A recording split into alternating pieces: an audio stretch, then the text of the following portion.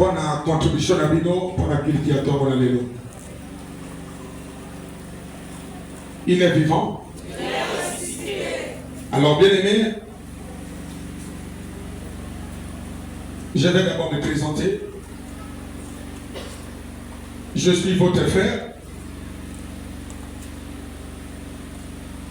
l'évangéliste Durand Iloki. Amen. Alors, ce matin encore, cette grâce m'est donnée pour être devant vous, pour parler de la part de l'Éternel.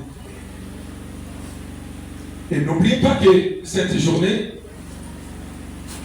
c'est une journée de joie, de gloire, qu'on doit rendre gloire à Dieu pour ses bienfaits.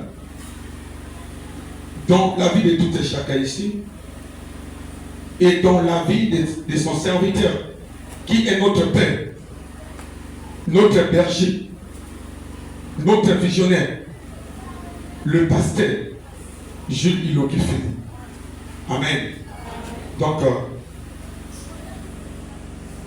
sans plus tarder, nous allons rentrer dans la prédication. Amen. Alors, en premier, je vais signaler quelque chose. Ce culte n'est pas dédié pour un an. Alléluia. Tout ça, ta culte, ta personnalité. Mais tout ce que nous faisons, c'est pour la gloire de Dieu. Parce qu'il a dit tout ce que vous faites, en parole ou en œuvre, faites tout pour mon nom. Et si c'était pour la gloire de Papa J, on allait fêter dans sa maison. Le Amen. Mais si on a ramené ça à l'église, c'est pour que Dieu prenne des places. Est-ce que vous me comprenez? Amen. Alors, la persévérance. Le bas persévérance. Sous-thème, les oeillets de soyez toujours joyeux.